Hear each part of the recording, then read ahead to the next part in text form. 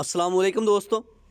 आज के इस वीडियो में मैं बात करने वाला हूं स्टेट के बारे में और उसके एलिमेंट्स के बारे में कि स्टेट क्या है, यानी कि रियासत क्या है और किन किन एलिमेंट्स से, किन किन चीज़ों से मिलकर एक स्टेट, एक रियासत बनती है। तो बगैर टाइम ज़ाया किए चलिए शुरू करते हैं। State and it's element.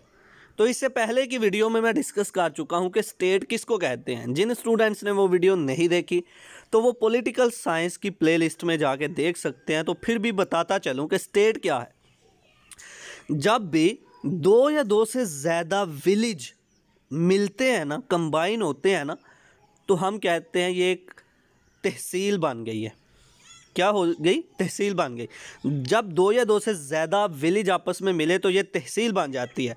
इसी तरह जब दो या दो से ज़्यादा तहसीलें आपस में मिल जाती हैं, कंबाइन हो जाती हैं, तो उसको हम बोलते हैं ये एक ज़िला बन गया, ये एक डिस्ट्रिक्ट बन गया है। इसी तरह जब दो या दो से ज़्यादा डिस्ट्रिक्ट आपस में मिलते हैं, दो या दो से ज़्यादा ज़िले आपस में मिलते हैं, तो एक प्रोविंस बन जाता है, एक सूबा बन जाता है।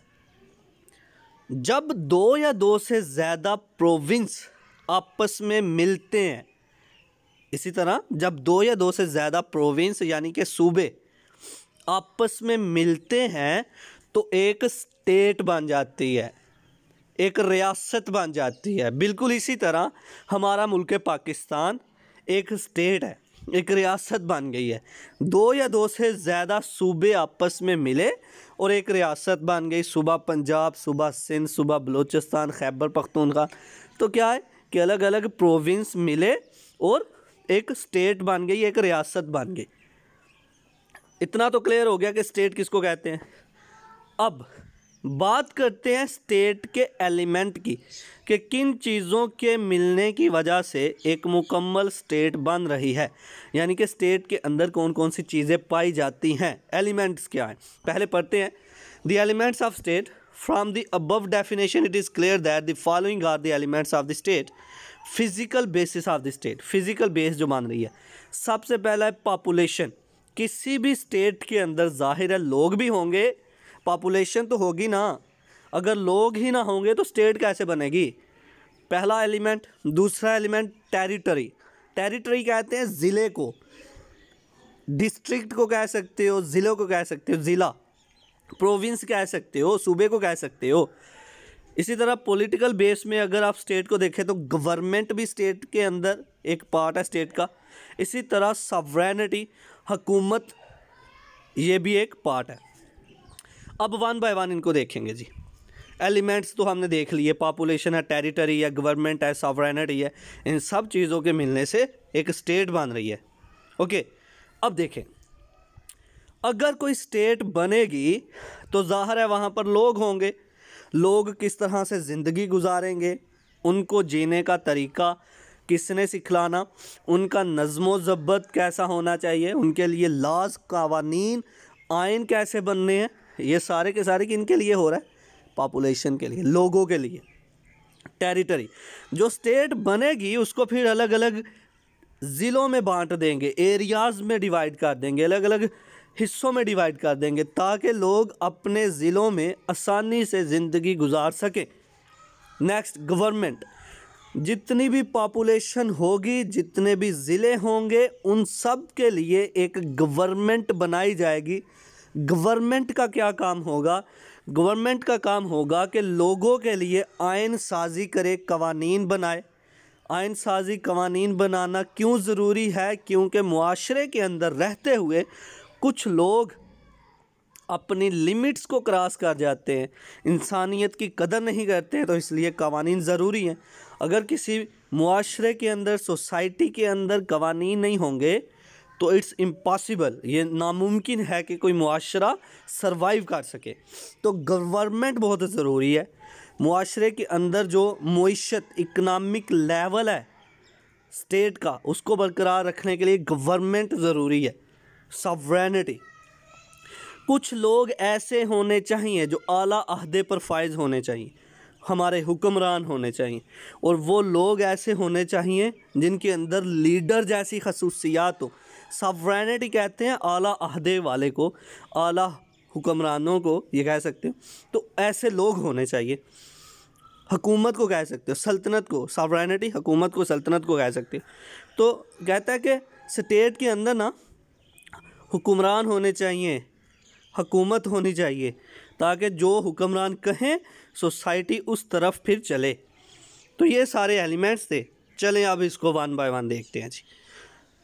द एलिमेंट ऑफ स्टेट में सबसे पहला आ रहा है पॉपुलेशन ना। पॉपुलेशन आपको याद हो गया, मुझे पता है आपको याद हो गया कि 4 जो एलिमेंट्स है, population, territory, government, sovereignty. Population में क्या है जो अभी अभी डिस्कस किया, हाँ लफ्ज़ी तौर पर पढ़ते हैं, it is the people who make the state. ये लोग होते हैं। पॉपुलेशन क्या है जी? लोग हैं जी जो स्टेट को क्रिएट कर रहे हैं। Population is essential for the state. State के लिए पॉपुलेशन का होना तो बहुत ज़रूरी है, लोग ही नहीं तो स्टेट कैसे बनेगी। Greek thinkers were of the view that the population should neither be too big और not too small.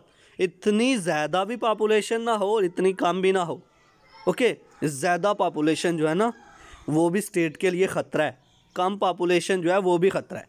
Okay, next है जी the element of state, territory. Territory किसी जगह को कहते हैं, ज़िले को कहते हैं, एरिया को कहते हैं, डिस्ट्रिक्ट को कहते हैं। ओके, अब लफ्ज़ी तौर पर पढ़ते हैं। ज़ाहिर है जो स्टेट बनेगी उसके लिए जगह भी तो ज़रूरी है। मुल्क पाकिस्तान बना तो पाकिस्तान का नाम ही तो नहीं ना होना ना, जगह भी तो ज़रूरी थी ना। ये हाँ जी जी, इस खित्ते का नाम पाकिस्तान है जी, इस प्यारी सरज़मीन का नाम पाकिस्तान है जी। ये वो पाकिस्तान है जहाँ पर एक बहुत बड़े बड़े बहादुर लोगों ने ना अपना सिक्का जमा के बताया कि हम हैं। ये इस प्यारी सरज़मीन का नाम पाकिस्तान है जी, खित्ते का नाम।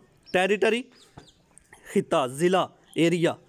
There can be no state without a fixed territory. कोई ज़िला नहीं है ना तो कोई स्टेट कैसे हो सकती है? कोई जगह नहीं है, कोई एरिया नहीं है, तो हम कैसे नाम दे सकते हैं किसी चीज़ को? People need territory to live and organise themselves socially and politically. खित्ते का, एरिए का, ज़िले का होना ज़रूरी है ताकि लोग अपनी ज़िंदगी को बेहतर तरीके से चला सकें, सोशल लेवल पे हो या पॉलिटिकल लेवल पे हो।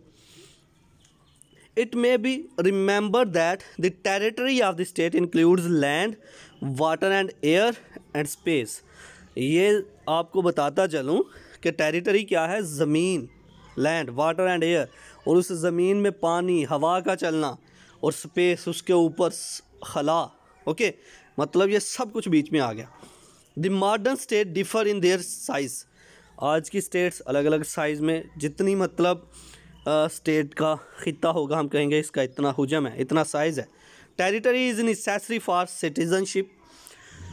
हाँ, किसी ज़िले का, किसी जगह का शहरी होने के लिए ज़रूरी है ना कि वो जगह भी हो। मैं पाकिस्तान का शहरी बनना चाहता हूँ तो पाकिस्तान के अंदर मुझे रहना भी तो है ना। पाकिस्तान के अंदर रह रहा हूँ तो पाकिस्तान का शहरी हूँ। तो पाकिस्तान की सिटीज़नशिप मुझे अगर मिली है तो पाकिस्तान के बशिंदे होने की वजह से, पाकिस्तान में रहने की वजह से। As in the case of population, no definite size with regard to extent of area of the state can be fixed. कहता है कि ये जो टेरिटरी है ना, किसी भी स्टेट के लिए फ़िक्स नहीं किया गया इसको कि एरिया इतना ही होना चाहिए। जितना आप फतह कर लो, जितना आप